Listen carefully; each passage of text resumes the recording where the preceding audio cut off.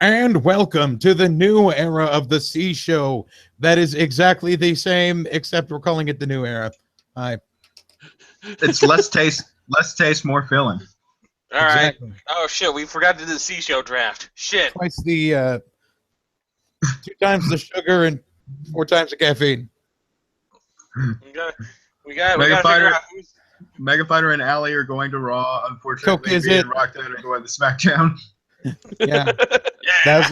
And then we'll only have one match every week. We're doing the C show. Everyone else is off.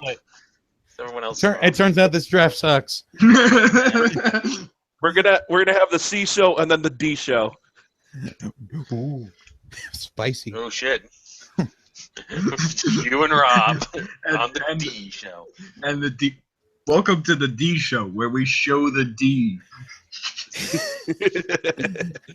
Worst thing. But yes, this is the first official.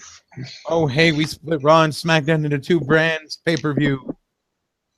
And I was there live. Yeah, Rob was there. He got vomited on by a fat guy. Yeah. No, I didn't. I mean, it is Virginia. It's just as likely. Actually, Now, you could have either gone to Backlash, or you might have gotten to the back of someone's truck. I'm not sure which. We're going to Denny's. That AJ Styles match was great.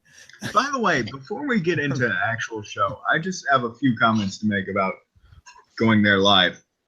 One, it didn't strike me until I was in the line to get in, because I got there really early and there was already a big line. Wrestling fans are a bunch of nerds. Yeah. We like to think we're all like normal people, and then we have a bunch of people who just dress up as like Japanese dudes and shit. I saw the coolest thing I saw was actually there was a 5-year-old with the It's just a 5-year-old. there was a 5-year-old with the Eagle title. Nice. Oh, that's awesome. Yeah, I I would have thought. loved it if the sentence had ended. The coolest thing I saw was a 5-year-old. Like, whoa, you don't see those every day. I have a 1 in 100 chance.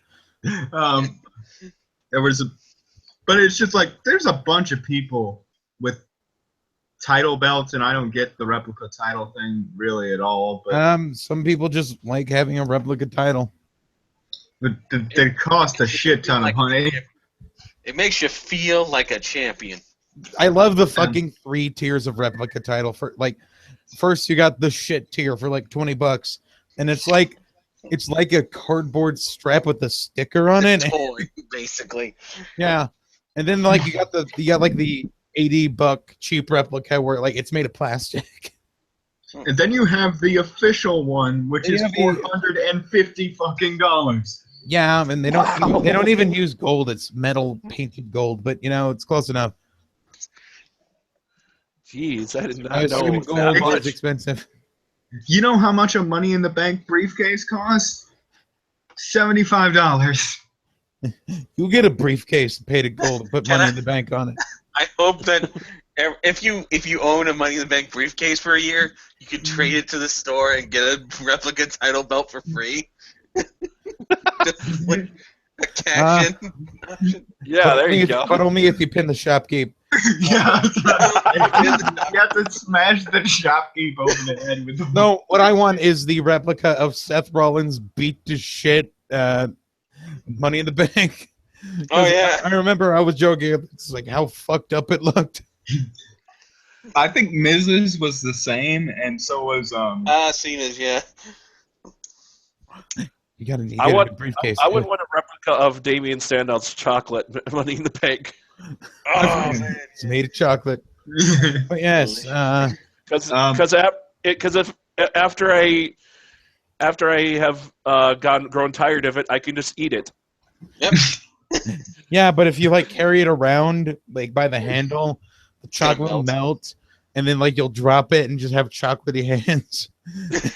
That's true. So yeah, Rob was at This is related Backlash. to Backlash. I'm just saying. Yeah. But I want to say, Rob was at Backlash. He is now deaf. He can't hear any of us. oh my god, the sound of that fucking pyro. It's explosions happening in an indoor building. What do you expect? Yeah, I know, but still. We'll get to this when we talk about. I wasn't thinking of the pyro. I was thinking of just everything: the crowd, the music, shouting. I was sitting. You know, some people get horror stories from where they're sitting at this kind of show.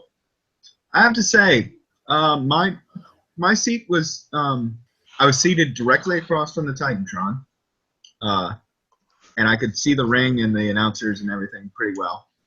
And I have to say, I was actually got lucky in that I was surrounded by some really cool fans, and I was sitting next to a really attractive girl who I was like, "You're a wrestling fan?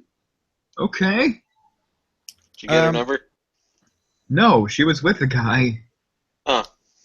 But yeah, Rob, I'm going to She also drank wine out of a box, which is kind of a no-no. Virginia. I mean, hey. It's Virginia. Don't you go being judgmental, Southern boy. Hey, I'm only going to approve the most elite of trashy Southern liquors. Get yourself a bottle of Thunderbird and come talk to me. That's going around your OkCupid profile. I have a question, Rob. Where exactly were you? Like how like what? I think he was in the center near the nosebleeds. Yeah, I was one level down from the top, but I had a really nice view of the ring, and the Titantron was partially blocked by lights, but I really didn't give a shit except for one segment. I was at Titantron's basically yeah, let me know if 3 of the matches we're reviewing is just you looking at her boobs, okay? No, I really didn't spend that much time looking at her. Besides the fact that she has a giant leg tattoo. What was it of? I can't even remember. Face. If it was the dude's name, then she's gonna be regretting that tattoo in a few years. No, it wasn't the dude's name. It was like a dragon or something. Hey, I showed you the tattoo of fuckface I made on Twitter. Yeah. that you can keep forever. So I have to say, for those of you any of you who watched the pre-show, I have to say, we didn't get the backstage segment setting up the Baron Corbin Apollo Crews match. It just happened for us in the arena. Like Daniel Bryan was trying to get Apollo Crews to loosen up and have a personality, and Baron Corbin was being a douche, and then they argued, and then Daniel Bryan just set up the match. I don't remember seeing that while I was in the arena. Then again, that could have been when I was getting. It's just food, that's such a weird state for Daniel Bryan to make, considering like loosening it up. He seems pretty loose. It's just that all his character is smiling black man. I think what he was trying to say was nothing. He just has nothing to talk about. I think what Daniel Bryan's saying is stop being so smiling black man. Yeah, you need to hang out with me and Curly Kane. We got the New Day. We're fine. Just do something else.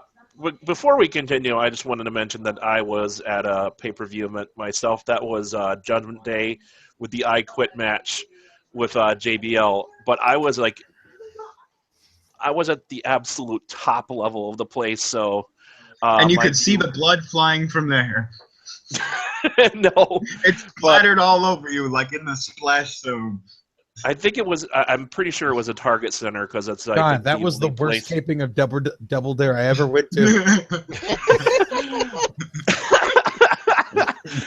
But it was in the Target Center because that's pretty much the only place we've ever had WWE events at so far, and they usually go with like the second biggest arena in town. And by the way, I'm kind of curious why they did this. I'm talking more about the pre-show. they had before the Apollo Crews Baron Corbin match. We knew that the pre-show was going on. Besides the fact that the pre-show panel was talking, and we chanted for them a bit, although no one chanted for Renee with me, which was weird. I like Renee. So does Dean Ambrose apparently. He's mastering them titties.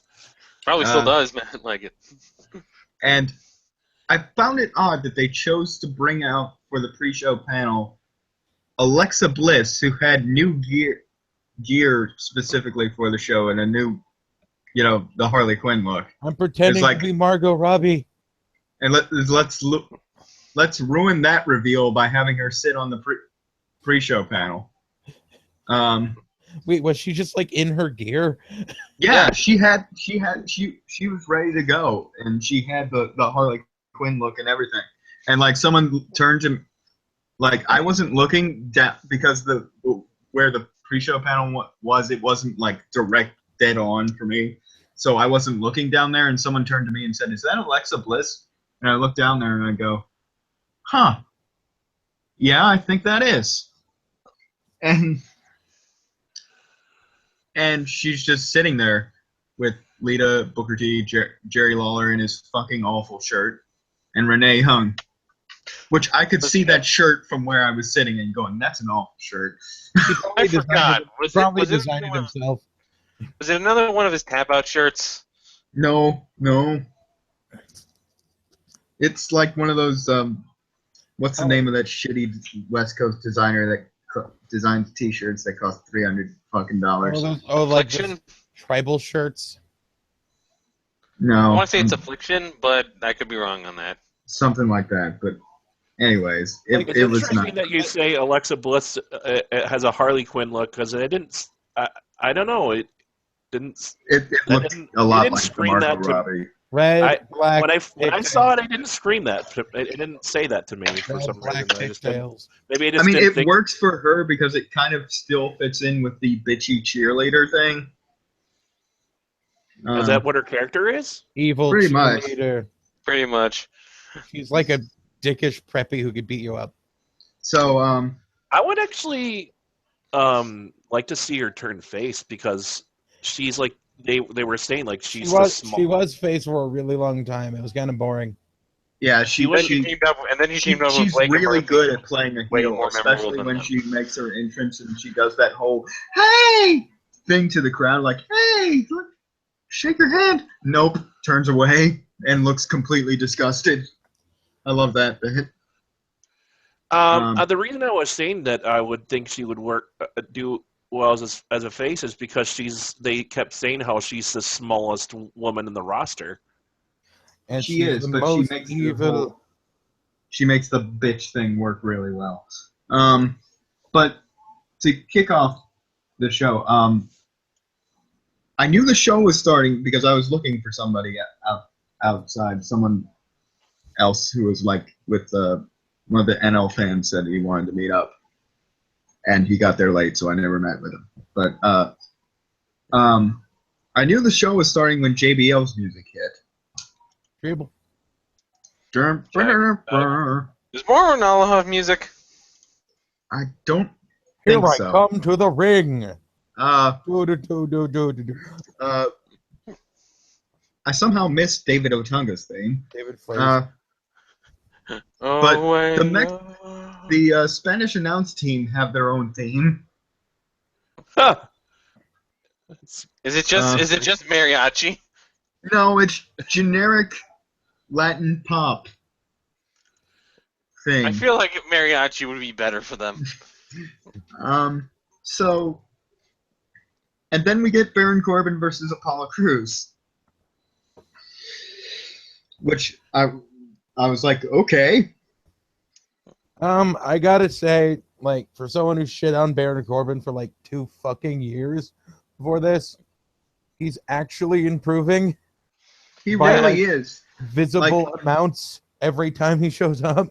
Like this was good. This was the best Baron Corbin match I've seen in a while since it also helps that Apollo Crews is a pretty good wrestler despite his lack of personality, but right. That's why he got signed in the first place. Baron Corbin seems like another one of those guys similar to Cena. If the comparison seems if it is apt or not. Oh, the wrestling ditto. John Oh yeah, Cena. he tends to work as well as his opponent. Well, not just. I don't think it's even that. I think it's even more specific for him. I think it's like he needs just the right guy, or he doesn't click. Or the match just doesn't click. I think the issue is that Baron Corbin we were just seeing him at his very beginning, and he was shit. Now I'm still gonna say he needs to do something about his abs. Seriously, do some crunches, man. yes, I'm there not was one saying he needs person to in be. the crowd who yelled, I'm not saying he "You have needs a to sad be. tummy." I'm not saying he needs to be jacked. Just dude, get some abs. Like He's so right. soft. Either that or wear a shirt. But yeah, or like a tank top with your pants. Yeah, something like Eric Young wears. Like I was about to say Dean Ambrose. like a Dean Ambrose sort of, but you wear leather pants. But I have feel to say, like we used to talk about how Baron Corbin lacked intensity. I could feel the intensity from his entrance that sort of he hasn't displayed in a while. And by the way, the entrances live are much better. Probably because you don't look at his dopey face as much. But his body language was really good. Yeah, that like body language takes a while. Right. There's like if you tell like a 12-year-old to act mean, and he just doesn't get it, and he'll just like bunch his shoulders up and just pout as hard as he can. That's not body language.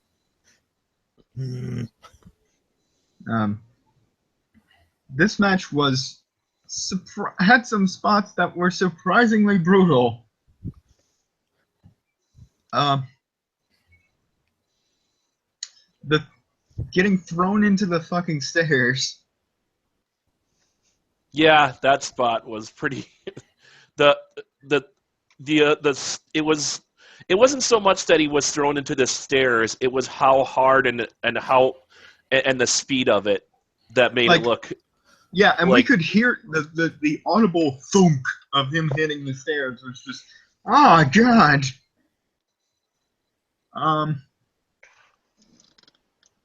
The Deep Six is still it's such a good move. It is really good, and I like what I liked about this particular Big Six, and the commentary even made this point is that Cruz. Deep Six. What did I say? Big Six. Sorry, Big Hero Six. It's the Big Hero Six. It's sort of like a sidewalk slam into a backdrop. I like it. Yeah. With lots of spinnings. Spinning. He does improve anything. He does the Marshmallow Man. He does the Marshmallow Man robot. But yeah, when he hits the Big Hero 6 on Apollo Crews. Yeah, it's also like the little things that Baron Corbin is seeming to get now. You don't always have to do big moves. You just have to do moves that time well with other moves. Like when Cruz goes to jump out of the ring and Corbin just pops back on the apron and decks him. That's great. Noping people's moves is actually a pretty great thing. Oh my god, I love it. Yeah, that one part where they did that spot where Cruz went lay down as if to do the typical. It was such a refreshing. Yeah. The whole you lay down and you expect the guy to jump over you spot that you see in so many matches. And you see it so much you don't think about it, but then you see Baron Corbin spotted immediately, says, "Fuck," and it's almost like he thought of it realistically in a fight sense. Like, why do I just jump over you? Why did I just kick you? while you're down. Yeah, fuck this. This was a It's like when Samoa Joe would walk away from a high flyer as they're diving. It's like, no, I don't need to stand here. I'm not gonna even fucking catch you. yeah. So this was a fun match, and I think the right person won here when Corbin won. Corbin wins, by the way, with End of Days. Yeah. I think the right person won here because Corbin is ready to move up the card, whereas Cruz really needs some kind of retooling to figure out exactly what his personality he needs is. like a tag partner or something. He needs someone to work off of. Yeah, he needs a gimmick or something. What are some guys on the SmackDown roster who aren't doing anything? Let's see. I think one of the problems with Apollo Crews is he doesn't have like a secondary nickname, like that describes what his character is. Baron Corbin has that, and the fact that he's called the Lone Wolf. They had this thing going for him when they started like advertising he was going to debut in NXT, where like he was this super serious, like legitimate athlete kind of dude. Like, I don't know if it was like a face or a heel kind of thing, but it was just sort of like this. Oh yeah, you know, wrestling's a competition. You know, I'm competitive. You know, shit like that. And then that didn't last long because he was called up straight up to the main roster before NXT could develop a personality for him. Yeah. Smiling black man. Let's see. So, People who aren't doing anything. I never actually got to finish my thought earlier. You never get. Sorry. Well, because I flubbed my line. I meant to say that the commentary was saying like during the Deep Six spot how Cruz's own momentum. He used Cruz's own momentum against him when he hit the Deep Six. I have an idea. Yeah. Swagger and Cruz. Swagger and Cruz. American Express. Something like that. I could live it. Swagger's he did the not same. doing anything, so yeah, please. He actually did the same thing with the End of Days, even though where Cruz just kind of ran into it. Yeah, I do love those spots. It is interesting watching them leave, though, as opposed to watching the cutoff, like when we go to commentary or whatever. You just watch the guys leave. Yeah, I suppose that is a very weird thing. Although they do sell, like Baron Corbin was still doing his old gimmick, and he was doing the Randy Orton walk a bit. I'm going to take 5 minutes to get out of here. Oh, fun. But I was being intimidating, like taking your time. Yeah. This is what. Not only was this a really good match, it was a really good opener and one of the best a match that actually felt like it advertised the pay-per-view and like something to actually kick off the show before the show happens, instead of just being a filler match, basically, which is what the pre-show and the kickoff has been for a long time. Oh yeah, where you get like the nothing match of like, oh, it's Bo Dallas versus It's just Sheamus. a shitload of panel talk. Beats the shit out of it. Yeah. We okay, I'm going to talk about this. Because it's mentioned on here that we get a video of Renee interviewing Nickelodeon star Jagger Eaton, and I would not mention this. I would not mention this if this did not come up later in the show. Who the fuck is this kid? I have no clue. What show is he from? I don't. He talks about his TV show, which is a sponsor of tonight's pay-per-view. But he didn't say. Did he even? I don't think he even mentioned what show he was on. Oh, he did. I actually times. I blanked it out. It's Jagger Eaton's Mega Life. It's had 4 episodes so far. An amateur skateboarder. What the? Why would they choose? Okay, if they're going to. This show aired only like September 9th. That's when this show first started. Let's see. He is an amateur skateboarder who participated in the X Games at 13 years old. That is who Chandler This kid's Eaton gonna is. crash and burn. That's kind of that's That's okay. kinda The cool, skateboarding part is cool. actually impressive, but But this kid's like 3 minutes into his 15 minutes of fame. Yeah, I'm just thinking of like why if you're gonna get a guy from an At least he's good at something, but why were they saying, "Oh, Nickelodeon star"? I'd go, "Oh, are he's Zach and fucking Cody no X longer Games." doing anything? Yeah, if you're gonna get a Nickelodeon style, get someone who people know. Yeah, not the new kid. I don't know that many people from Nickelodeon actually. I don't either. SpongeBob. They still count. Just get a guy dressed as SpongeBob and just be like, "You're in my dress." They've done Scooby Doo before, but no, that mid segment is later. That's why I know, but I'm just saying. Even if it would have been better if they announced him as an X Games kid, and it'd be like, X oh, Games, that's cool, X but I Games would still not. I would still be like, who the hell is this kid? there's a School Rock TV series. I wonder if there's anyone. No, not really. There's a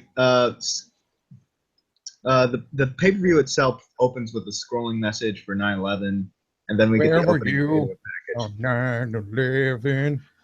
Remember that freedom. One thing I was surprised by is we did not open the show with the national anthem or anything like that. Renee Young butchering the national anthem as usual. Renee Young? Renee Young's never sung it. Excuse me, Lillian Garcia. Who's botching what now? She don't work here no more. Oh wait, Lillian Garcia got released? Yeah. Yeah. Okay, then JoJo. I don't know. Actually, I thought Lillian Garcia did the national anthem really well, but that's my opinion. Anyways. Fighter just thinks everything sucks. I apparently can't remember who was singing at this point. Nickelback after invalidating everyone's opinions. We go back to the brand that is all about, and we open the show for the brand that is all about the wrestlers and the superstars by opening it up with SmackDown Commissioner Shane McMahon and General Manager Daniel Bryan. That segment felt really long, even though it wasn't. I honestly forgot it. I'm not actually against the fact that they came out because it's like, hey, it's our first pay-per-view. We want to, Yeah, let's hype it up. Just Shane McMahon comes out. In case you didn't know, this is a wrestling show. I hope you guys didn't show up for curling because none of that shit's here. Who watches curling? They basically cut a promo where they're hyping up the crowd, and I know they said the ratings are soaring, and they're not really soaring. But you don't really want Shane McMahon to come out and say the ratings are shit, do you? Welcome to SmackDown Live. Our ratings are shit. Yeah, I'm disappointed. I'd be disappointed if the ratings were shit for SmackDown because it's been the best show since the split. It's apparently been going down, but that might be related to the day it's on. I'm not sure. Anyways, I just feel like the biggest problem is I don't think I want to watch one big wrestling show one night and then another big wrestling show another night. Yeah, the back. Also, I work those nights, so I always have to watch Raw naked by myself at 2 a.m. With a pizza. Well, you don't have to watch it naked. He has to watch it naked. What other way is there to watch it, Rob? You think you don't watch Raw naked, Rob? Dick's out for Cena. He's on SmackDown. Yeah. All right. Dick's out for Roman Reigns, excuse me. Except for Roman Reigns, yes. Except for Roman, you put your dick back in for Roman Reigns. Dick's out for Rusev. Yes, Dick's out for Rusev, absolutely. Rusev crushed dicks. So Shane McMahon, after Shane and Daniel cut their promo, they reveal that we're starting the show with the women's six-pack challenge for the new WWE SmackDown Women's title. AKA a belt with the blue W on it. Okay, so just a revelation on what actually happens with those recap packages that they show when they show like a wrestler hitting another person. So we had we had Becky Lynch's entrance, we had Naomi's entrance, we had I think it was Natalia's entrance next, and Nick. Oh wait, no, it was Becky Lynch, Natalia, Naomi, Alexa Bliss, and then Carmella. And after Carmella came out, we had the recap package of her attack. But when you watch it on TV and you see the her come out and then the attack and then the her music is still playing, I always assumed that they just had the music playing the entire time for some reason. No, it's actually that stilted so that like it's the music, then the video package, then the music comes back on. That's really odd. I think I get it though, because if they're playing the video package, they'll probably play it like they'll probably pause it to make it so the video package can be heard. But either that or just dim the music a bit and then play the package over it. But yeah. So and then Nikki comes back out. Comes out with the her new Wonder Woman gear. Okay, I didn't quite catch that from where I was sitting. So we got Harley Quinn versus Wonder Woman. Got it. Versus someone from New Jersey. Off topic. A Canadian with stupid hair. But I did not see Wonder Woman inspired gear at all. All I saw is her take her red top off to just have a blue top on. That was it. Okay. Well, I'm reading a recap that's fucking with me. All right. I will stop doing that. Yakuza 6 going to have a faction consisting entirely of New Japan wrestlers. That's awesome. And she took off her red top, and I just realized she took off her red top to reveal blue top to signify she's part of SmackDown. I'm That's on probably this why one. she did it. And then when she gets fired from Fran, she'll have no top. This match was a great way to do this. For some reason, Nikki Bella got the biggest pop at the beginning, which I don't fucking understand why people still like her. Returning wrestler always gets the biggest pop. Yeah, but this is not her return. She's been back for a couple weeks. She's been back for 3 weeks, in fact. So they just really like her in Virginia. No, we don't. Speaking of which, apparently you do. Can someone tell me why this is a six-pack challenge? I don't know what this match has to do with abs or beer. It's just all the women and all the women at sex. I'm making it. By the way, it is not a six-pack challenge match. By the way, there are not 6 Adrian Nevilles in the ring. By the way, fuck, not even. Go ahead. SmackDown tied Raw in ratings this week. Cool. Fun fact. Awesome. Cool. So I guess it's not that bad, like really. So, by the way, another thing you get to see live that you don't get to see on the broadcast is when people are outside of the ring, what they're doing when they're outside of the ring. For instance, when they knocked Naomi out of the ring, she stayed there for the longest time out of anybody, to the point where some guys behind me were like, can someone check on Naomi? Is she dead? Someone just goes checks on her and she has like a cup of noodles. I was thinking the same thing. I was thinking that about Nikki when because she was out of the match for a long time. And that's a bit more believable with her neck issues. But yeah. I think the sequence of how people got eliminated was good.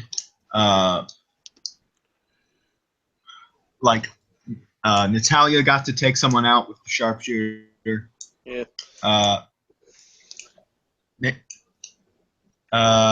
Let's see. Naomi.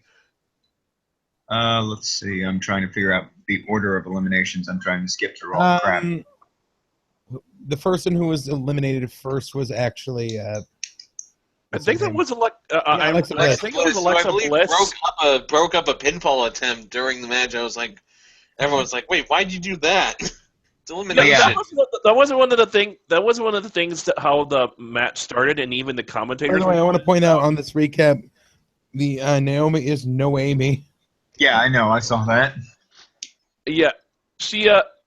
The commenters are pointing out, and as you watch the beginning of this match, they kept breaking up each other's pins for a good maybe 5-10 minutes before the eliminations happened, which was really weird. You would expect them to not just, she's pinning him. I'm gonna just wait until she gets why would you break up people's pins when it's an elimination match? You know, they're doing you a They're doing you a favor. What I love Alexa Bliss gets eliminated first, but she got a shit ton of offense in before that happened. And Alexa Bliss is a fucking spitfire. Yeah, you can tell she's a former gymnast too. Yeah, flippy shit. No. I love so after Alexa Bliss gets taken out first, after everybody gets every spot in, that Naomi gets taken out. Wait, hold on.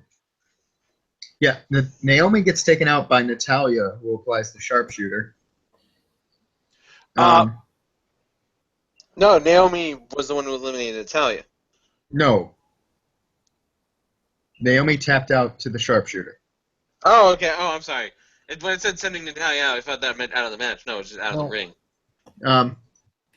Read, bitch, read. Any spot involving the steps looked fucking brutal, by the way. Oh my god, yeah. By the way, I just want to point out this is the first women's match I remember on the main show where women are doing the spots that guys usually do in the bigger matches, like stairs spots, corner spots, planchas, just shit, all that shit. Tower of Dooms. Yeah. And then come Raw and Nia Jax. They did $2 Dooms. Oh yeah. Yeah. Everyone got offense in. It was great. I have to say, while watching this match, I had to say that Carmella's offense not as crisp as everybody else's in the match. Also, random aside comment: she's very skinny. I didn't notice she was. Yeah, she's very thin. Huh. Carmella, what? It just doesn't make her look that much like a wrestler to me, I guess. Yeah, she is kind of thin. But her punches particularly were kind of weak. It just makes her strikes look kind of. It just makes her punches look kind of like she's just kind of flailing at you. She might need a bit of muscle. Yeah, I think it was more I felt like it was more the problem of her how she wasn't aiming her punches well, like old school Shane McMahon punches. She was just kind of flailing her arms out instead of trying to hit look like she's hitting the face. And what most wrestlers normally do is they do hit you, but they hit you very gently. And that makes it look real, but just swing and a miss, it just looks kind of like you're flailing at them. Also, when you're a 6-year-old and you get into a fight and you think a legitimate technique is windmill punches. Right. My favorite. I also love how they basically tried to build Carmella up here as the big heel in this match. She repeatedly fucks with Nikki's neck, as she's done for the past couple of weeks. Yeah. She sent Becky into the stairs. Nikki gets the backbreaker on Natalia for the pin. Her new Nikki does her new finisher on Natalia. Sort of like a spinning cutter thing. Yeah. The reason why I think they changed finishers is falling on your ass like she did. Like, was it her ass or her knees? Her knees.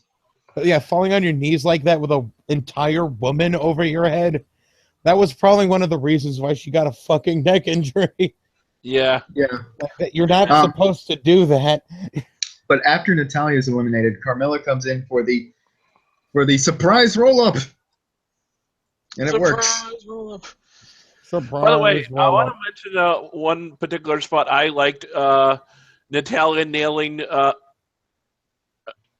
think it was Alexa with a released German, a la Brock Lesnar. Yeah, that was. Oh yeah, that was I forgot awesome. one of my favorite spots was when it's Carmella and Natalia in the ring with Nikki, and Carmella looks over at Natalia and then looks at Nikki, and she sort of has this grin on her face, like, "Yeah, we're gonna fuck her up," and then Natalia nods, Oh yeah. and then turns to Carmella and just suplexes Alliance immediately broken. Oh, another Nikki Bella looks. By the way, looks so much better after coming back. Like improved by leaps and bounds. Yeah, I'll give her that. She's not the best wrestler now, but she's gotten better, and I'll give her credit for trying. I love. I was impressed as shit when after Carmella hit her with a code of silence, Nikki powered up and hit a fucking Alabama slam. I didn't think she could do that. I'll be honest. I know it's not how it's supposed to go, but I genuinely thought she was about to do a Kadome Valentine. When she did that, I was like, "Oh my god, is Parabella going to be a thing?" Well, the Kadome Valentine is you're facing away, not forward. Yeah. But I want to mention that she might be going for the Schwein, the kind of reverse I'm in front of you pile driver. Yeah. But unlikely to happen in WWE. Yeah. No, Kevin Owens does that. Yeah. I'm trying to remember what the second Tower of Doom spot, because that looked even worse than the first. That was death. Oh, I think it was Nikki going for a superplex when Natalia did a power bomb. yeah. Both of them. But this match was really well paced. It felt like a wrestling match instead of just like a women trying to do a wrestling match kind of thing, Yeah. Yeah, I think that also was at the very end, the finish. Becky's doing her comeback, and then Carmella kicks her in the face, and Becky does the disarmer out of fucking nowhere, and I legitimately popped like crazy for that. And that was great. And as soon as the tap happened, everybody was on their feet. It's always weird because, like, in most of the NXT feuds, Becky was mostly the third wheel. So, like, she'd be in, like, the triple threat matches, but, it'd be, like, Sasha Banks versus Charlotte, and then, like... Oh, and here's Becky Lynch. Bayley versus Charlotte. Oh, and here's Becky Lynch. Oh, and there's Becky Lynch there. But, like, Becky Lynch just fucking straight up won a title, and now she, top dog. And I feel like she's going to have a lot of good matches. Oh, yeah. What I was saying was this was the first match. I feel like, though, SmackDown needs about 2 more women. This was the first match in a long time that featured multiple women on a main show that I can remember, where it didn't feel like just the throwaway match. The throwaway match and of women just like doing dumb like cat fighting, slapping. Watch as Gail Kim eliminates herself. Just or blowing spots all over the place. Kelly can't run the ropes. Just all the shit that you used to see from embarrassing matches in the day. And after the match, I was surprised that they did this a couple times. They don't normally do this, but we get a promo from Becky in the ring after her title win, and if there this was a UFC, huge. they'd also interview all the losers, but that didn't happen. Oh yeah. And there was a huge "You Deserve It" chant that broke out for her, which she did. Which got repeated on the following SmackDown. She said she thanked all the fans and said that we did it together. Which no, we didn't. You did it, but thank you for including us in that moment. I didn't do anything here, Becky. This is all you. New shit. By the way, why did they call this a 6-pack challenge? Sean Waltman wasn't in it at all. You're welcome. You are welcome, Becky Lynch, for me sitting here eating Suzy Q's allowed you to win the match. So we go from that high to a what the fuck as we get a backstage segment with The Miz and that one skateboarder kid from Nickelodeon. His name is Jagger Eaton. I didn't even know he was a skateboarder until I looked it up. I know. I know what his name is, but I'm choosing to ignore it. He's the love child of Mick Jagger and Bobby Eaton. Miz makes this segment a lot better than it has. I do love that it's just like, oh hey Miz, and then Miz is like, who the fuck are you? Yeah, Miz is like, this is supposed to be my dressing room. By the way, every time, I don't know if you heard this on the show, but every time Jagger invites him on the show, there was a loud no that came from the crowd. Oh, don't do it, Miz. You're just starting to be a good heel again.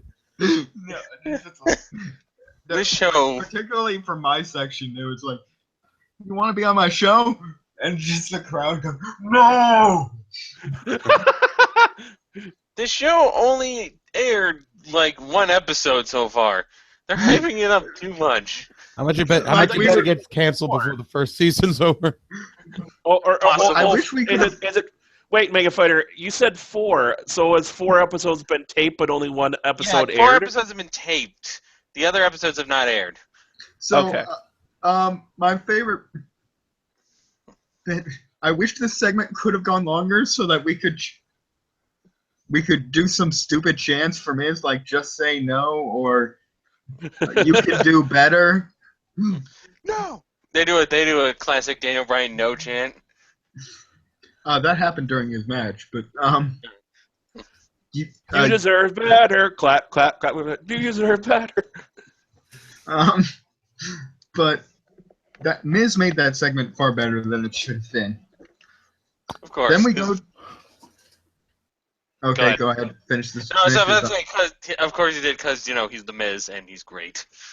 Oh yeah, and then it cuts to this part where we suddenly cut. This was such a weird cut where we cut to Bray Wyatt attacking Randy Orton backstage, but they cut where we didn't actually see how he got Randy Orton into the position he was in. I just imagine like backstage they're like, okay, Randy Orton, get on the floor. I would have loved it if, like, during the Miz Jagger Eaton thing, they just start hearing fighting in the background, and it's just like they go to like check on it and see Bray Wyatt attacking Randy Orton. No, it would have been great if just in the middle of the Miz's, if in the middle of the Miz's conversation with Jagger Eaton, like Bray Wyatt and Randy Orton pass by beating the shit out of each other, and then just Miz goes, huh, that's weird, and then goes back to getting in Jagger Eaton's face. By the way, something I want to point out, and like I know I'm late to the party. I work on SmackDown and Raw. I work with SmackDown and Raw. I think would have been. How about God damn it! Sorry. Bray Wyatt has dreads now. Yeah. I think that was a new thing. I think that's a thing that he started doing on the pay-per-view because I had not seen it. And like, No, he's been doing it for a little while. what he looks like, the best way I could describe it is he now looks like Rob Zombie if he ate a lot of pie. I'm thinking Rob Zombie is waiting for that day when he can just retire and eat pie all day. Yeah, I mean the pie. Am I Durango? Yeah. No, just like look up pictures of like 2015 Rob Zombie and then put like 100 pounds on him.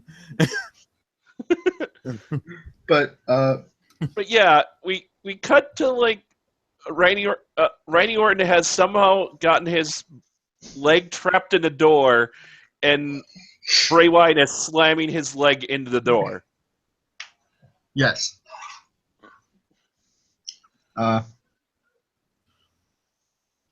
Yeah, that was a very abrupt cut.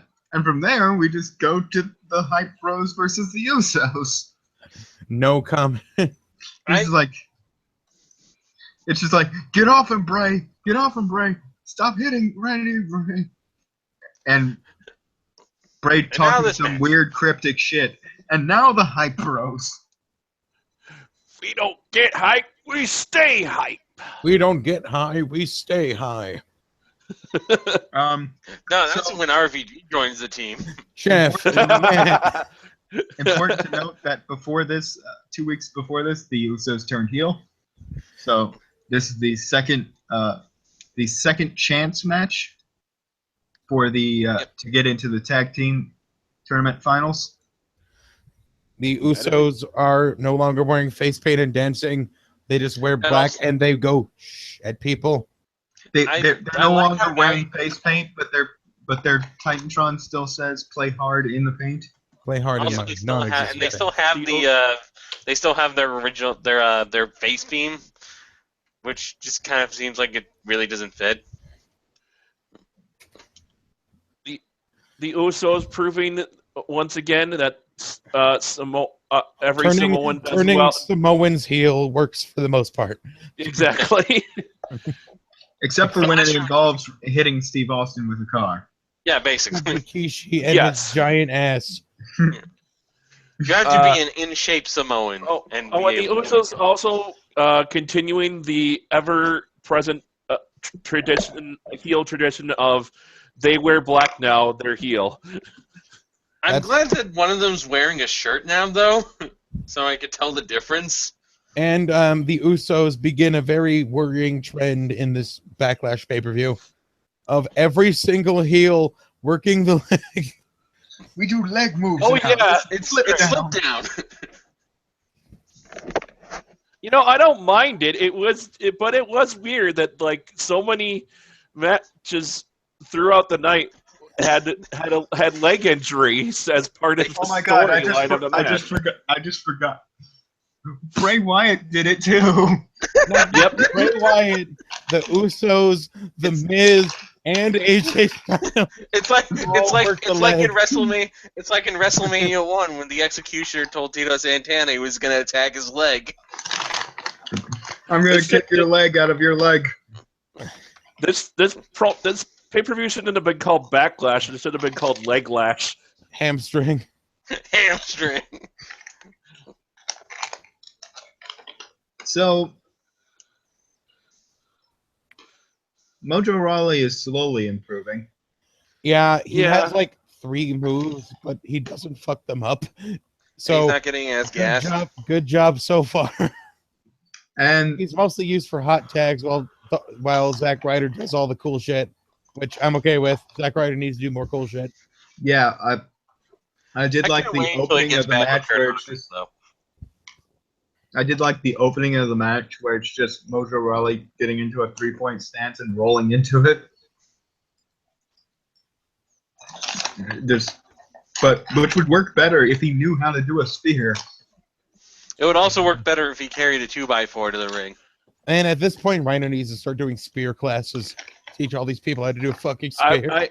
I have noticed one thing about the Hype Bros, except for I think their debut, the crowd is not getting behind them. They are not hype. No, the crowd. this was where I thought the Richmond crowd was gonna turn We don't get into something awful. We don't get we stay Because there was one guy who tried to start a JBL chant, and I'm like, please don't do that. Mojo Rawley has all the heat of a fridge. There is heat coming from a fridge in the back in the coils. That's about it, though. Man, that was like 3 Rob Conways entering the ring at once. Oh, Oh my God! that's Imagine just brutal. Imagine a slightly delayed by 3 seconds 3 times in a row. Just look at me. Just look imagine at me. all at once. Just look at me. They're like Yeah. through each other as they walk to the ring. Just I mean, this match was overlapping. okay, but it was most notable for debuting the Usos' new tag finisher, which is fucking great. They kick your leg really hard. And then one of them puts you in a single leg. They kick your leg out of your leg. Kick your leg out of your leg. There wasn't anything wrong with this match. It was just kind of like the Usos had a better match that night. It was just kind of there. The Usos So. had a better match that night anyway. Yep. Yeah. From there we go to a backstage interview with Renee, Heath Slater, and Rhino, and we can already tell this is gonna be great because it wasn't just me. The whole crowd loves Heath Slater. Heath Slater is the fucking man. Heath Slater proceeds to shit his pants. I am amazed they found a way to get Heath Slater over. Are you about to tell me that Heath Slater was not over back all the way back in 2012? He is Are you the telling me ultimate. you didn't like him in the core? He is the ultimate underdog face of. I don't think this guy is going to win, but I really want him to. I do love that the crowd, and I'm gonna say my section was responsible for this because we were the ones shouting it loudly. We got a vote for Rhino chant going.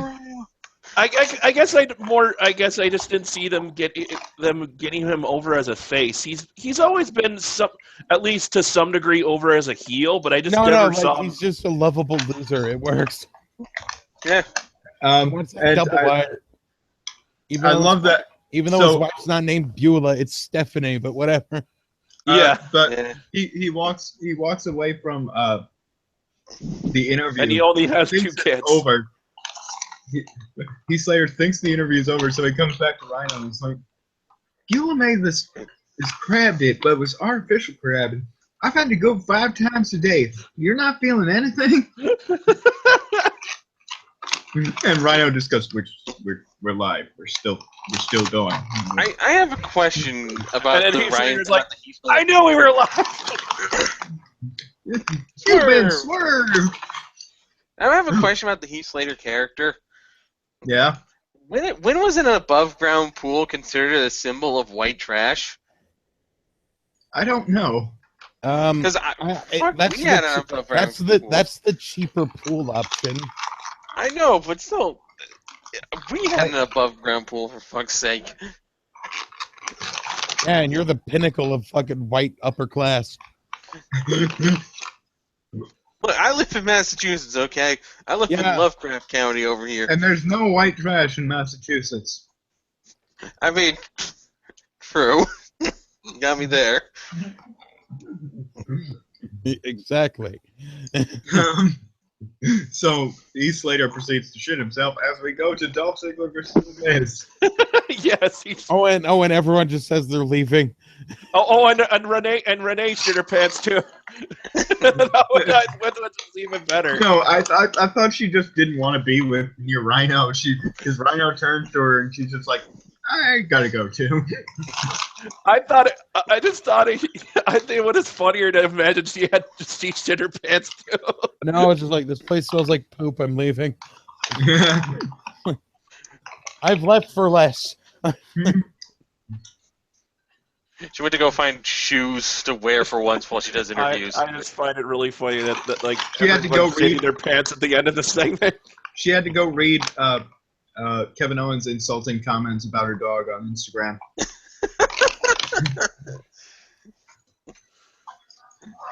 And then we go on to the Intercontinental title match, Dolph Ziggler versus The Miz, which is, by the way, at least the fourth or fifth time they've had a title match between the two of them. Oh, before we go out to the ring, we see they've had it before. Backstage, I know that.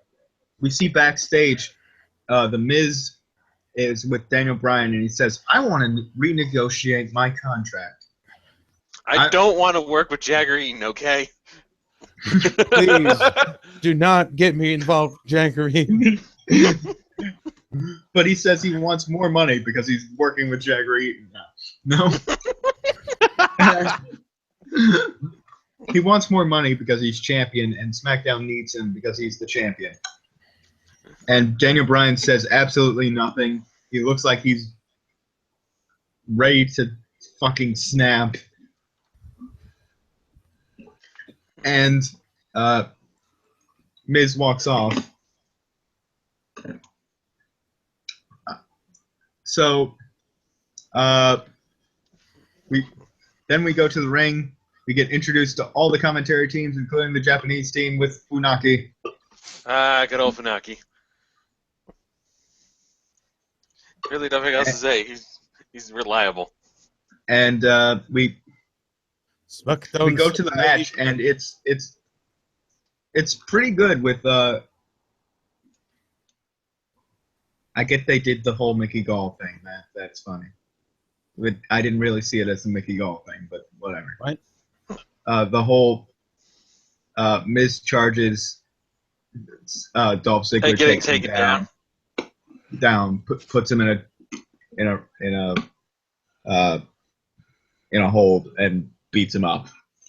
You know, thinking about it and talking about it with Allie, because we watched it. I was rewatching it, and Allie was watching it with me. This is the best worked match I've seen in ages. It was like a best worked match and one of the best technical matches I've ever seen. Where the fuck did this technical wizardry come from, Miz?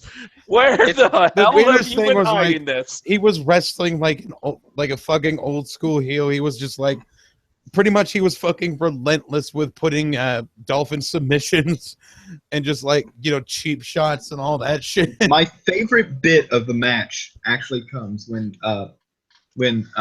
Miz has Ziggler down and he steps on his legs and he starts setting up for it, and I go, wait, is he doing what I'm thinking he's doing? And he sets up the surfboard, and I'm like, you motherfucker. Yes, he does Daniel Bryan's move. Actually, it was closer to like a modified bow and arrow. No, yeah, that's the Romero special. Yeah, but then he didn't do the full version, but he did the Romero special without the arm lock, and then he locked him in again just to stomp his hamstrings. And then from there he does the yes thing to confirm that yes, he just stole Daniel Bryan's move. Oh my god, I love it. Prompting a no chant to break out. There were several. I love the fact that like Miz spent several minutes trying to ruin Dolph Ziggler's leg so he could actually put in the figure 4 lock later. Yeah. Holy shit. That was one of the things I loved about this match. And then like Dolph had to do offense with this shitty leg, so he kept falling over when he was trying to do his super kick. Right. It was the first time in forever that Miz actually remembered, hey, decided, hey, I have a figure 4. I should probably work the leg. I don't know who the That's one of the biggest complaints Allie had of the Miz is like he has the figure 4, but he never worked the leg. Yeah. I'd just like to say, Dolph Ziggler, where the fuck was this at SummerSlam? Exactly. I was thinking the same thing too. Dolph Ziggler did fucking fantastic. I want to guess that the agent for this match was Finlay, if only because I saw him in the security group sometime later. Unless that was on SmackDown, was it? That's a stretch. One of the complaints I've heard about Dolph Ziggler in the past is that he wrestles too fast. Like he wrestles at full tilt at all times, kind of thing. Right. This match, he was actually, pacing himself and letting the match build, and speed up when it needed to speed up instead of just going full on. A few notable chants broke out here. Most notably, the one that was repeated several times was the "You're a coward" chant directed at Miz. There was a small Colonel Sanders chant. Oh, I wish I could have heard that. That's great. That one. Chicken in my bag. That one. I could not get the crowd to chant "You're a chicken" with me. I really wanted them to chant "You're a chicken" because it means coward, and it also means that he dressed as a chicken.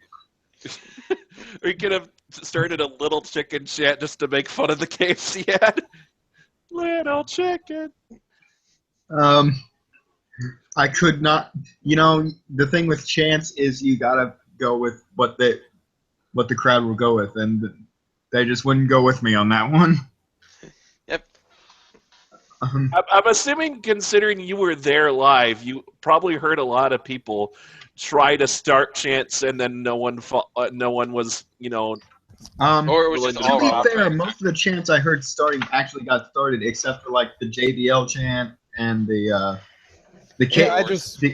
Colonel Sanders one kind of stayed confined to my section, but it was sizable enough.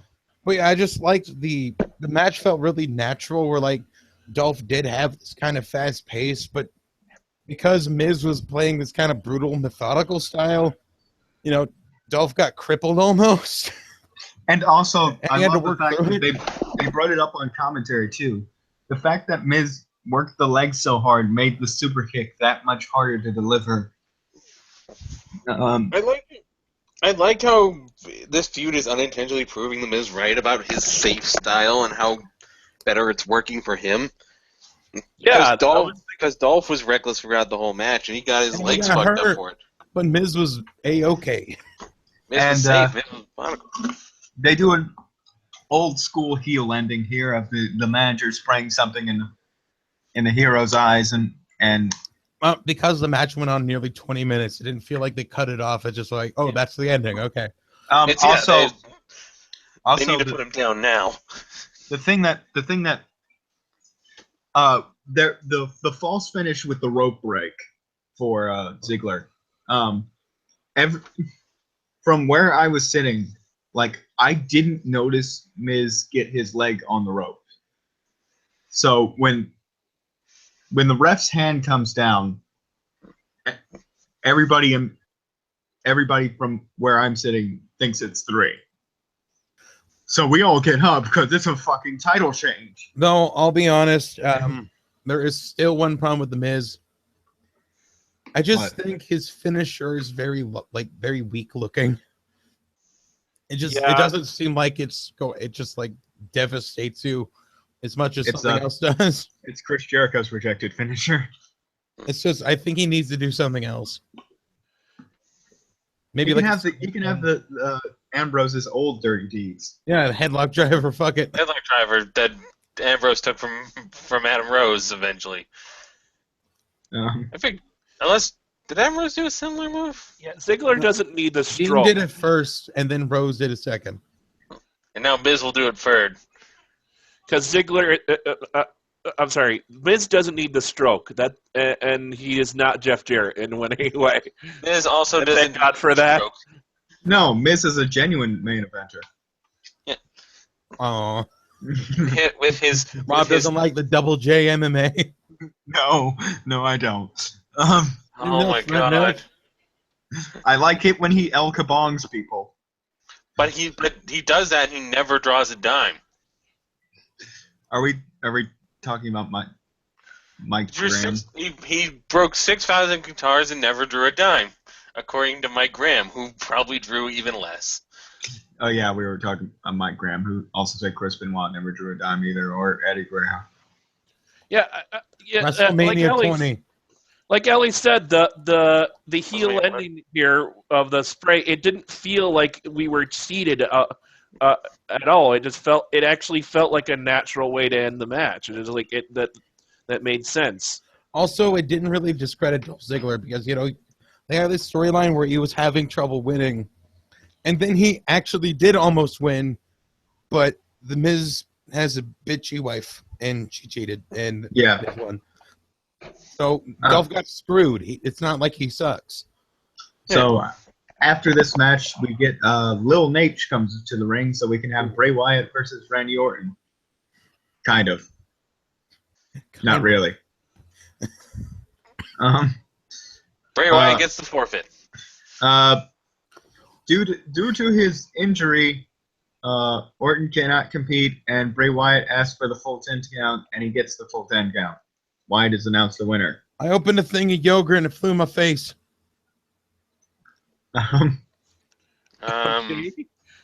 Is that you? Is that you talking about you, or is that your description of Bray Wyatt? No, oh god, the yogurt's everywhere. What flavor was it? What flavor was it? I trusted you. You'll play. What flavor was the yogurt? Raspberry. Oh, you got raspberry in the face. This is disgusting. Damn it. No, you got all that white stuff on your face. It's probably purple. Pink. Now I suddenly want some part of this match that we're going to talk about where somebody just randomly gets covered in yogurt.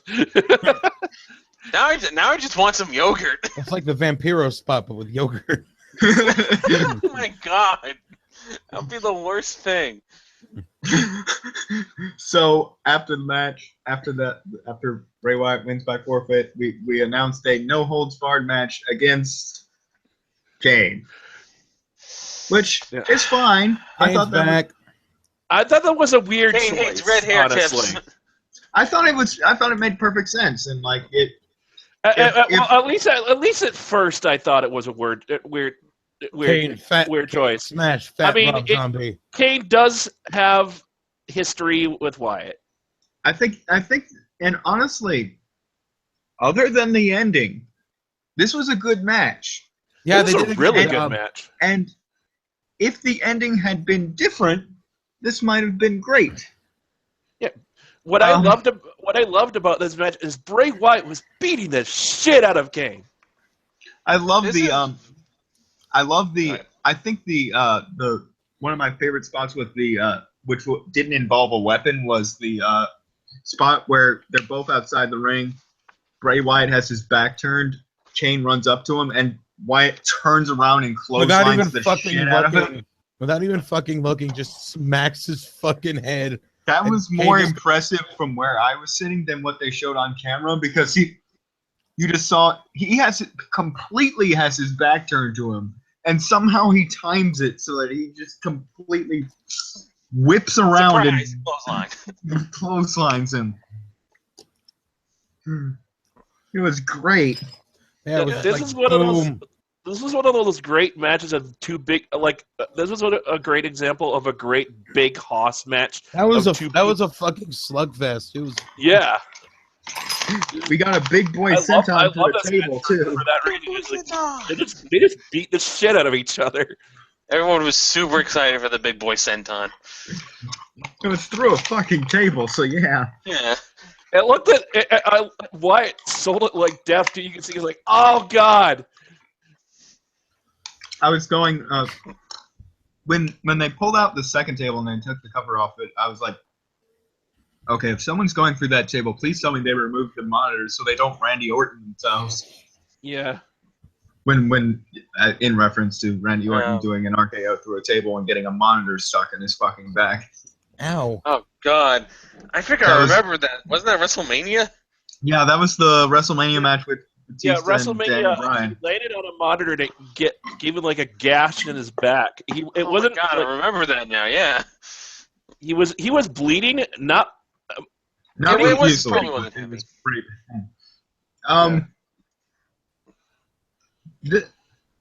I really liked this match, and then the ending happened, And I just went, Randy Orton, who is now even slower than he previously was. Randy Orton makes his entrance at pretty much the same speed. I would say half of his speed, which is even worse. So the ending is after numerous chair shots and fucking spots through tables and just brutal shit. Kane is down. Wyatt is slowly getting back up. Randy Orton comes out, limps towards the ring. Bray Wyatt turns to face him to say, basically, come on, come get some. And then Wyatt is distracted by the fact that Kane does the Undertaker sit-up. And Randy Orton picks that moment to slide into the ring, do an RKO, and slide back out. How? And then Kane hits the choke slam for the win. Yeah. What the fuck? I mean, Bray Wyatt didn't lose clean, so there's that. But Kane really doesn't need to win anything at this point. I get that they're trying to continue the Randy Orton. Kane doesn't need to win. Kane doesn't need. What Kane doesn't need to do is win at a. Kane could retire right. Kane could retire right fucking now, and then get in the Hall of Fame. I think what Kane doesn't need, where Kane doesn't need to win, is at a pay-per-view against someone who needs the push. That's the other thing. They've got jack shit for Bray Wyatt right now. I mean, besides the fact Bray Wyatt needs to be built up towards the title because that's what he needs. Bray Wyatt can't be threatening if he loses all the damn time at the pay-per-view. Yeah, exactly what Ellie was saying is like how is he supposed to be intimidating if he loses constantly? We're here to eat some pins. Like, he needs an old school Kane build where, like, Kane comes out, murders people. He's not even related to this current storyline, but he'll just attacks things and fucking choke slam everyone and leave. They were kind of doing that for 2 weeks, where he choke slammed Gary Milliman, and then he choke slammed Fandango. I'm talking about for Bray Wyatt though. I'm talking for Bray. For Bray, do an old school that's what build. I think. Oh yeah, and that's kind of what Bray wanted. Was he wants to just have he attacks people. He doesn't get into feuds or go for titles. He just attacks people. Have him destroy Apollo Crews. Yeah. Because it won't hurt Apollo Crews at this point. Really, it would help him a bit. Then have him almost destroy Heath Slater before Rhino stops him.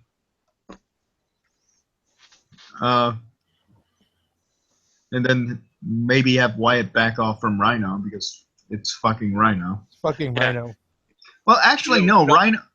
Actually, you know what? Rhino's running for Congress, Senate. What is he running for? He's trying to get a seat in the city. So he's going to be busy come October. I thought it was for state of Massachusetts or something. He's going to be busy come. What? Not Massachusetts. Or not Massachusetts, Michigan. I'm sorry. Michigan. Anyways, he's going to be busy come late October. He's running in your state for no apparent reason. No, this is news to Vote me. for Rhino, Mega Fighter. I would, honestly, if we did, I would vote for Rhino. But that, I got the. There are two states with the letter M. I guess it's kind of easy to mix it up for that. Ryan's going to be busy late October, early November. Have Wyatt beat the shit out of Heath Slater in that time. Yeah. They might have to drop the belts at sometime before October. That's how you can get American Alpha the titles. Yeah. Or Ascension. I know. Yeah, that's not going to happen. him to the waist. and then just have him keep beating up random baby faces until, and you know what? Throw in a few heels there too, just to confuse people. He doesn't care. Bray Wyatt does not care. Like have like one of those bits with like anyone, you know, where you need to beat the champion to get a #1 contendership spot. Do that with the Miz, and then just have Bray Wyatt come out in the middle of the match for no fucking reason, and Sister Abigail Miz and leave. You know what the sad thing about this match is, like, as we were saying, they were beating the shit out of each other. Kane was, of course, Kane's gonna get in his offense because he's the big motherfucker, and he's Kane. But Bray Wyatt, it seemed like Bray Wyatt was actually kind of dominating this match to a point, and it let him win this. Like, so it looks like he kind of dominated Kane. It felt like he needed that. What they should have done is, like, Orton can come out and try to interfere. That's fine. It makes sense. What they should have had happen is Bray Wyatt just kicks his leg out. He kicks his leg out of his leg. I will point out this match, there were 2 holy shit chants in the night. This match got one of them. No, what would be really funny is, like, if Randy Orton was walking really slowly to the ring because his leg was hurt, and then Bray Wyatt just fucking kills Kane as fast as he can, gets the pin, and then just runs out to try and fight Randy Orton. Yeah. There you go. Or he just mocks Orton, like, you're not fast enough to stop this. You know what should have happened was, like, do that pin. What would have been a great ending is if, like, Kane did the Undertaker sit-up. Immediately, Bray Wyatt grabbed a chair, nailed him. Stay down. It's like, get back down. Turned around to hit Randy Orton with the chair. Kicks up, and then Bray just fucking drive-by kicks him or some shit, and then goes back to fighting Randy Orton. Like, you just Daddy's talking. Like Bray Wyatt turns around and Orton has the position for the RKO, but like Bray Wyatt just kicks him in the leg. Shit. Oh, my leg. But he was doing the Rey Mysterio sell of, like, you injured your leg, but when you're doing your moves, your leg is fine. Right. I hate that sell. To be fair, all Randy Orton needs to do. Oh, my third B. All Randy Orton needs to do with his legs for the RKO is let them drop. Yeah. But he's also got to do a bit of a jump, so. It's not the diamond cutter, Rob. He's got to jump. Well, he should have sold that, like, as soon as he got out of the ring. Like, holy shit, that hurt. Why? Fuck, out. Like, yeah. Like, you still have to impact with the ring. It's like, Oh, I shouldn't have done that.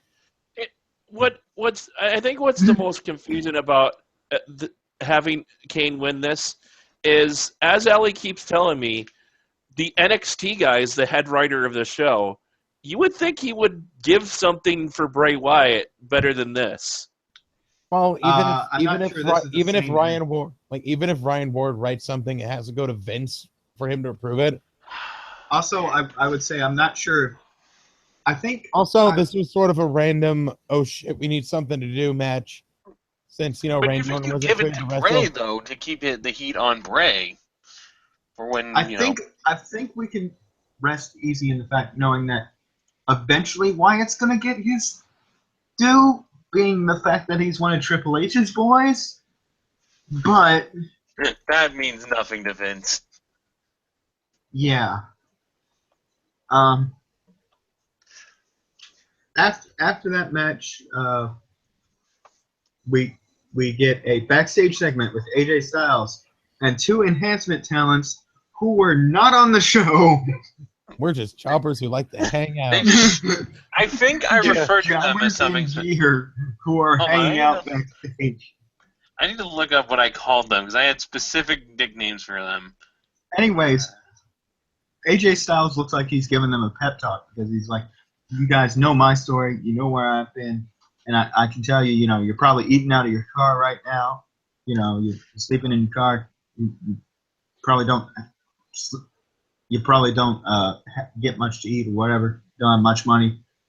But let me tell you, you guys are destined for failure. And the crowd fucking popped. I also love the fact that whenever he wears the Cena armband as a headband, he looks like an 80s sports villain. Just you guys like are the fucking destined soccer bomb for hair. failure. The fucking soccer bomb hair and the red, white, and blue headband and his goofy ass face. It's just like, you can't take me on, Steely Dan. I'll beat you in this roller skating contest. Like he's the dude from Brink all grown up. Yeah. Oh yeah. I found my tweet about these two jobbers who I dubbed Out of Shape Lodi and Bad Drew McIntyre CAW. Anyways, after that, I just called them some guys. After that great bit of comedy, guys. We get the tag team tournament finals. The Usos versus Rhino and Slater. This match is very good in the sense of Heath Slater had a comeback, and everyone was like, "Yeah, he's doing a comeback." Here, the crowd was really into Slater, by the way. So we get the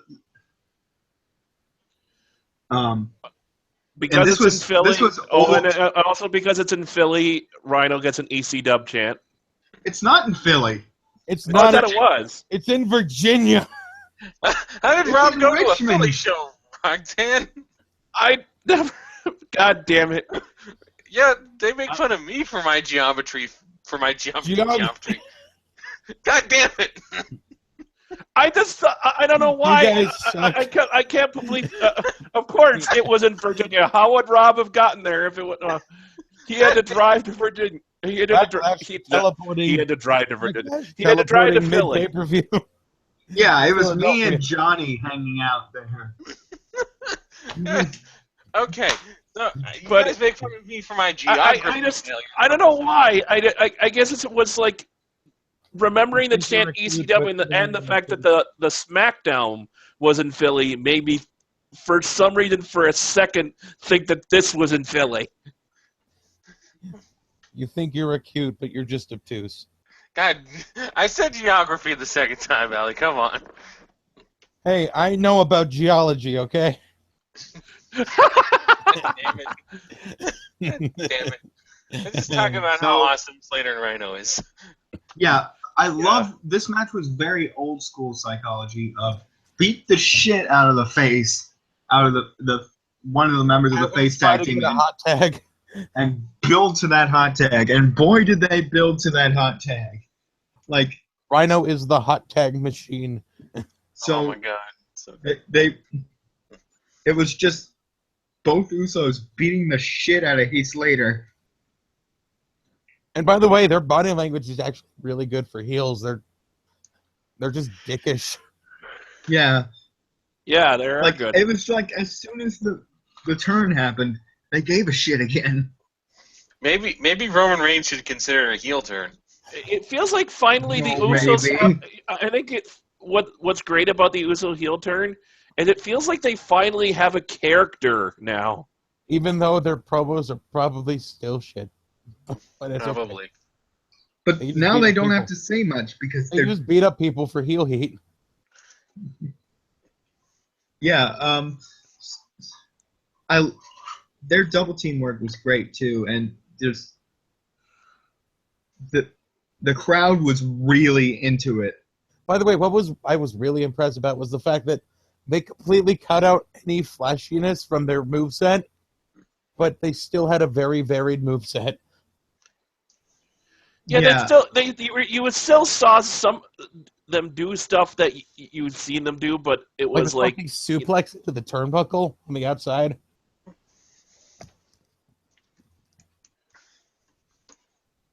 I was just gonna say this was great. My favorite, and Rhino gets they sort of bait and switched us with the hot tag too. where Rhino got the hot tag. He did his spots, and then he went for the gore, and he went into the turnbuckle. And Head Slater first. hot tags himself in and gets the massive comeback. Heath Slater cleaned house, and I was like, "Holy shit! Heath Slater's having a hot tag." Heath Slater, like, his That's house great. is on fire. Damn it, Roscoe, stop playing with the hibachi grill. As I put it. How can he afford a hibachi grill? Who said he He's bought in a it? trailer. Who said he bought it? He acquired it from a friend. He obtained it. Wade Bear gave it to him. I was just thinking he grabbed it out of a I junkyard or appreciate something. you as a friend, hey Slater. Have a hibachi grill. I'm afraid you have my hibachi grill, and I want it back. I just imagine he went like. I want to First of all, I feud imagine about Slater's pickup someone. truck. I want to feud about someone owing someone like. Do you still have that stove? You still have that toaster I gave you? I want it back. Want it back. I just You have to imagine beat me for it. that one, Heath Slater has a pickup truck, and that two, he just was driving by around the streets of West Virginia and just saw like a thrown out hibachi and just put it in the back of his pickup. Who throws out a hibachi grill? Virginia. West Virginia. West Virginia, specifically. Did you just drive by the dumpster of a Kabuto steakhouse? Probably, yeah. Nobody's using it. Hey, if it's around that dark, I'm taking it. Anyways, so Slater gets the massive comeback, and gets super kicked by Jimmy coming into the ring, but then Rhino gets the gore, immediately gets out of the ring, and Slater covers for the win, and the crowd fucking goes nuts. Heath Slater, the most over motherfucker. Heath Slater actually got a win and got the pin. What He won a thing. I want to mention that what I love about when Rhino does the gore, it kind of reminds me a little bit of Scotty Duhati because it just gets this big bug-eyed look on his face. Yeah. The Edge who just cracks out before he does a spear. Oh, and another thing is, me and Allie were talking about how much better the gore is as a spear than everybody else who's doing it right now. I still love how protected the gore is. Like, no one ever kicks out of it. You have to, like, reverse or, like, turn it into another move for it to actually be stopped. What Allie was saying was, like, he doesn't grab you and try to bring you down. He just runs at you like a bullet with his arm. Yeah, he just smashes into your ass instead of like trying to take you down in a safe tackle like Roman Reigns does. Did he play football? Did Rhino play football? I'm going to look that up. He has the football build, though he's not that tall, but whatever. Because usually guys who play football have the best spears. Goldberg, yeah. Roman Reigns. Reigns sucks. Oh, Rhino did not play football. Okay. Reigns spear sucks. What are you talking about? Well, the Roman only spear. okay, the cool spear that Reigns does Geometry. is when he does that, like when he charted it, when he has like that Charges full all speed the way leap. down the ramp. Yeah, and then he leaps at a guy, like when he did it to like Rusev. Like Rusev turned around. Oh, it's Roman Reigns spearing me. Shit, I'm being speared. Ain't that a surprise? I don't know. I like Reigns' spear. I might be the only one. It's all right. It's Edge's city spear. It's the is same not. thing. It looks Yes, better it than is. Edge's by a bit because It is better than Edge's. because he's bigger than Edge.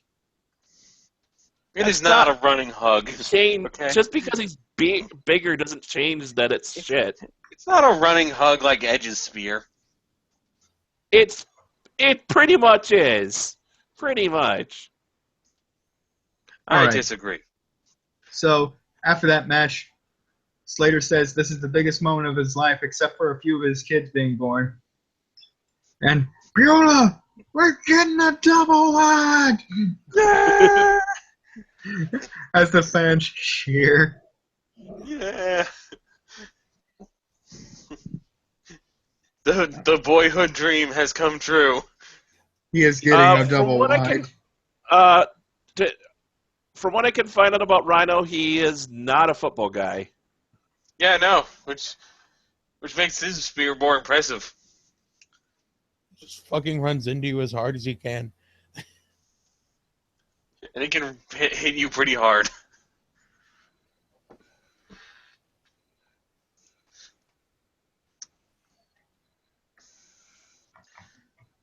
So what's really weird right now is they come out to the 3-man band theme with the 1-man band intro and the 2 people. And one of them. Well, to be fair, Heath Slater is the 1-man brand. My favorite sign though was Heath Slater riding an actual rhino. Yeah. Ronaldo botched Slater's moniker and called him the 1-man brand, and I kind of want that to be his gimmick now. I think that's another thing. Me and Alex said that it would be just funny as if his tag team partner was an actual rhino. Where the fuck did he get the zoo? with his SmackDown money. My SmackDown money. Or he just borrowed it from Matt Hardy. George Washington. That was the giraffe. The rhino is a completely different spirit. So, the spirit of Elvis Costello. He's not dead. Elvis Costello. To be fair, the Bucks of Youth aren't dead either. The spirit of those little red shoes? Or is it the spirit of a man out of time? Anyways, we go to the main event, where holy shit is AJ Styles over in Virginia. Of course. It's the South. I kind of assumed most people like AJ Styles. I know, but he's a heel. Yeah, you think Ohio boys getting a pop in Virginia? He did. It was about 60-40, I'd say.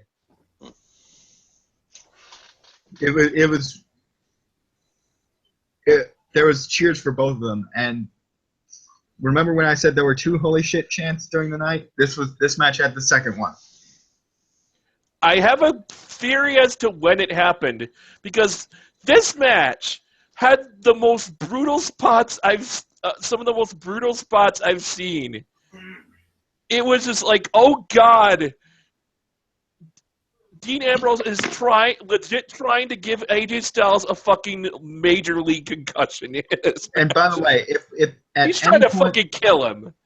I want to point out how the night was structured. They made sure to put the last 2 matches that would make the crowd come alive. The last 2 matches make the crowd come out of their seats, and they did. It's just for once the crowd was sitting home happy, instead of this weird thing where the beginning of the pay-per-view they're happy, and then the main event's all right, but then it kind of runs out of energy and peters out, and everyone goes home just kind of I wish that other guy won. Even if AJ Styles was hated here, or this is a screw job or something, yeah. Even if AJ Styles was really hated here for being a heel, that they would have still went home happy because hey, Heath Slater's champion and Becky Lynch is champion. Champions. But as it was, the crowd loved both Ambrose and Styles. There weren't really boos when Ambrose did offense, so it was just a split crowd. I was just gonna say there was also another brutal spot. It wasn't but it wasn't AJ Styles that took it, was Dean Ambrose, when he cracked the fucking ring post into his shoulder. Yeah, we could hear that. And I was just like, oh, God. But I have match, a guess. Can I make a guess, Rob, as to what did the holy shit chant? Well, we'll get to it in a second. I just wanted to say, starting out, I think Dean Ambrose has his best matches against real technicians. And it's strange that I say that, and knowing that the shittiest match I've seen Dean Ambrose in a long time was with Chris Jericho. To be fair, that was not a technical match in the slightest. No. That was an asylum match. I think it might have been just the wrong match for Chris Jericho to put him in a hardcore match, which is not something he's known for at all. I think the first time he's ever been in a hardcore match. And also he's a dad now. They didn't even get to use all of the ring on that one. It was just kind of like they're in the middle of the ring. But this one really showed off, like, Ambrose can adapt, and he can do, like, he doesn't have a very wide moveset, but he's very good at countering and doing his own thing to get his shit in various ways. Particularly one of my favorite spots in the match is when AJ goes for the phenomenal forearm, and Ambrose just flattens to the ground so that AJ can't hit it, and then pops back up to nail him. That was one of my favorite spots. Again, with working the leg. Yep. To be fair, AJ Styles has a leg submission finisher with the calf crusher, but so he's allowed to get away with that kind of thing. But no, I didn't mind that they worked the leg the whole night. It was just kind of a weird thing where it's like, is everybody working the leg? I swear to God, it slipped down. The outside spots were fucking brutal. Oh dear God. And then they the spots into the apron were brutal. It was really well paced. They kept going back and forth. Like AJ works a fast style, obviously, but Ambrose countering it with his own fast moves. And I love how we didn't see the lunatic lariat or the wacky line, as Michael Cole calls it. The wacky line. Until later in the match, because I kept expecting it. It's nice that they actually.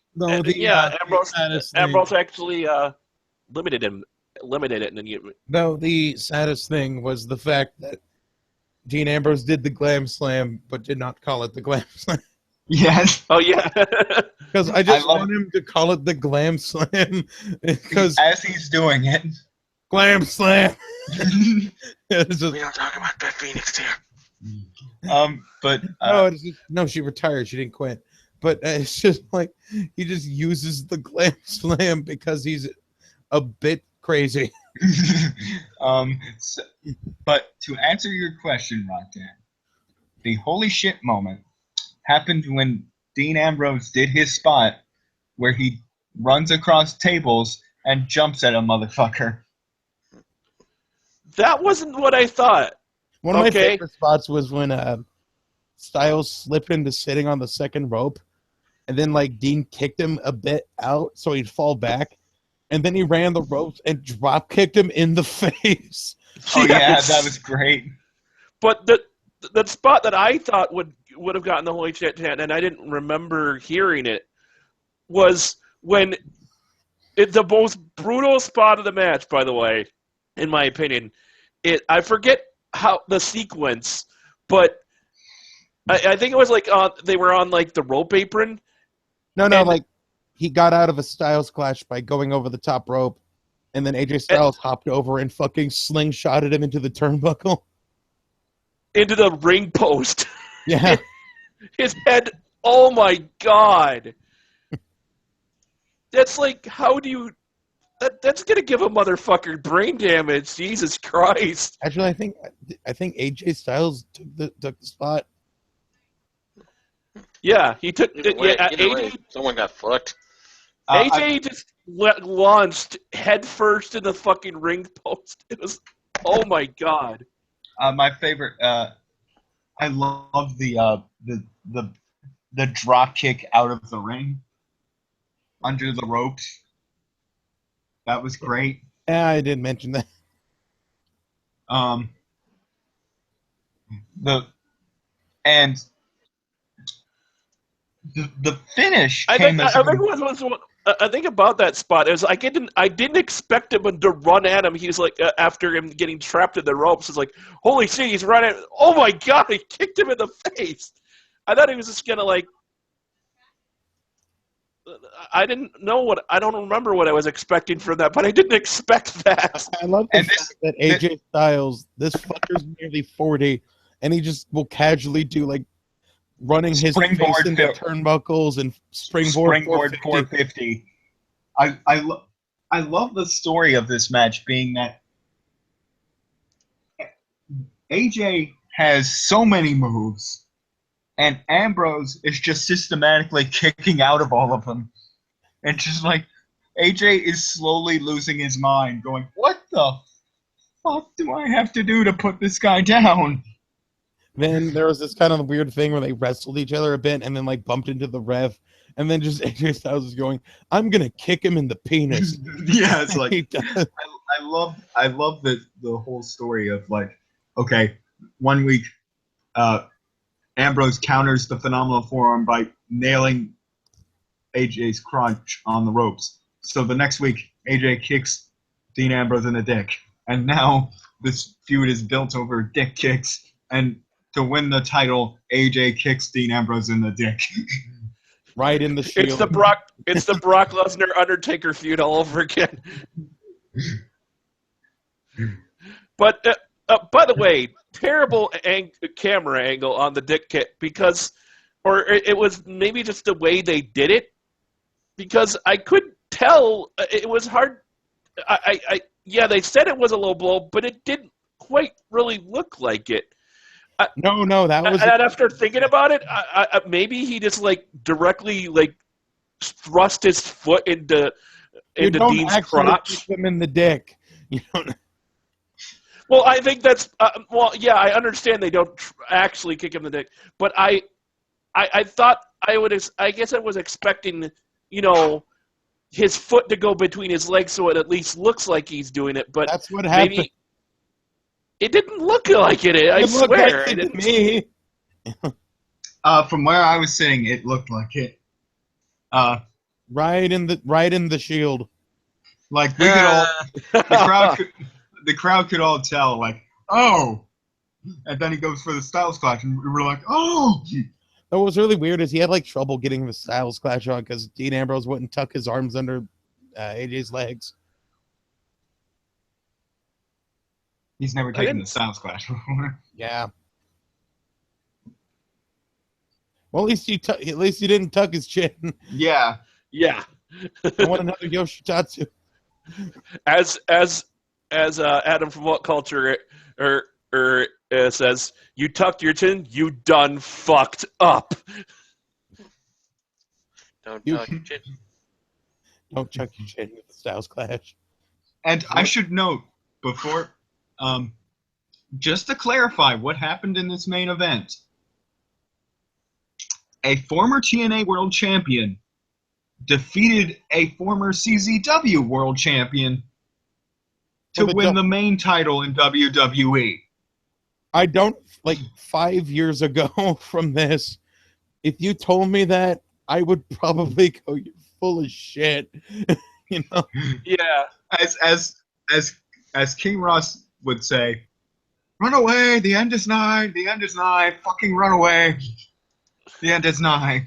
if you told me it's like, if you told me that, I was like, you're fucking out of your mind, dude. Like, there's no way in hell that's gonna happen ever. Let's see. We're about. Wrestling sure has gotten better though, hasn't it? Yeah, I love the SmackDown train. So it's almost about 5 years since I started watching wrestling. In that time, when I started. Oh my god! What? I just realized I've been watching wrestling for 15 years. When I turned 23. 15 years. 15 years. 15 years. But You like, gotta go when on I that Hall of started Pain watching run now, Allie. Yeah, I CM gotta Punk was start still in that. WWE. Bobby Roode was a contender for the world title in TNA. AJ Styles was still in TNA. Kevin Steen was still in Ring of Honor. Samoa Joe was still in TNA. And fatter. And I didn't know who the fuck Shinsuke Nakamura was. Matt Hardy was sane, kind of. The Hardys were slightly saner than usual. And now it's like Kevin Steen's one of the top guys on Raw. Well, their character was sane, but about 5 years ago, Matt Hardy himself was fucking insane. Because he was like, I'm going to eat all grapes. Grapes. AJ Styles is now the front man SmackDown. For that matter. But not as the nuts Hardy as Boys have gone fucking nuts. Can I point out that AJ Styles won the fucking world title in 8 months? Yeah.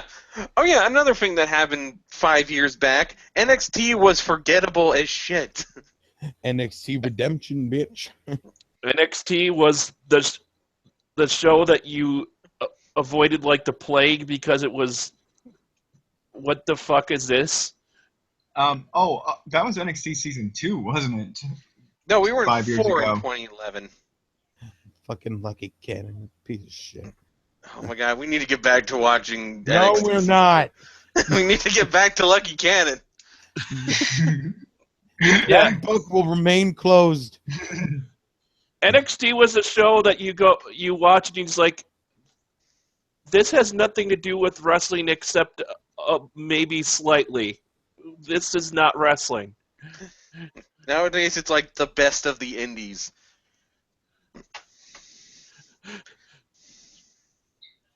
Five years ago was probably the time Michael Cole was banging on a gong during the show.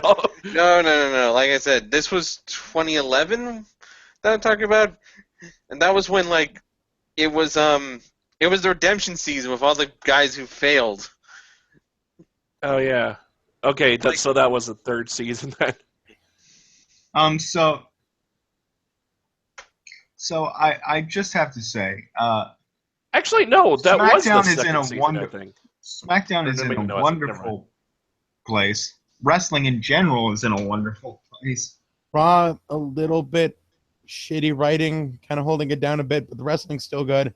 Yeah, there's only so much you can do to hold down Seth Rollins versus Kevin Owens. Yeah.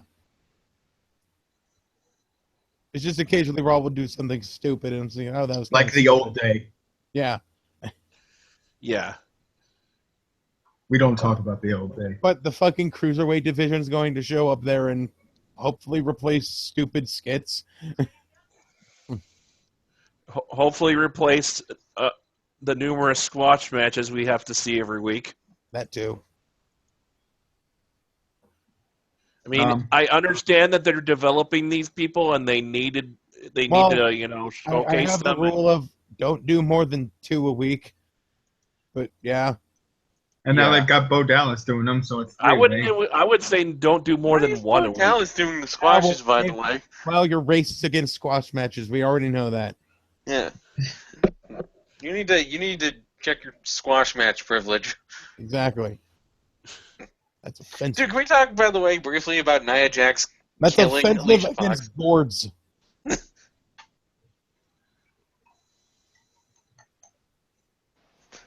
I guess not. No, we can't. But this was a wonderful freaking show. This is one of the best pay-per-views in a while. This is like pretty much for There wasn't a lot of matches, but top to bottom awesome, except for maybe one. Top to bottom, this card was good, except for one ending. Yeah. Yeah, but the match is still fine, so fuck it. Yeah. So what we've learned is that WWE really started going downhill when they changed out Backlash for Extreme Rules. Yeah. Don't get me started on That's Payback. arguable because Extreme Rules has usually been good.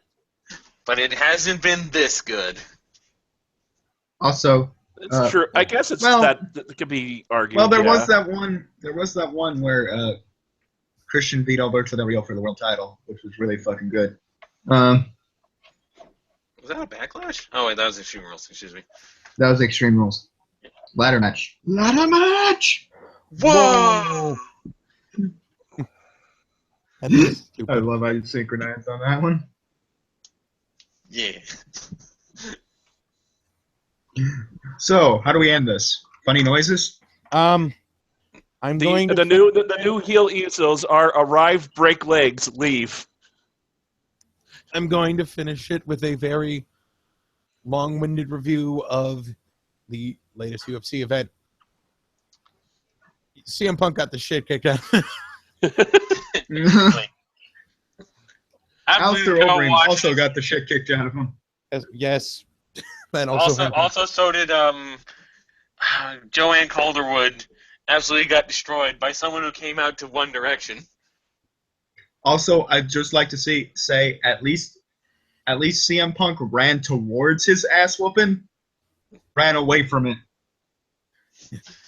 Pussy. Now, let's go watch NXT Season 2. That was the C show. Good night and fuck you. And he's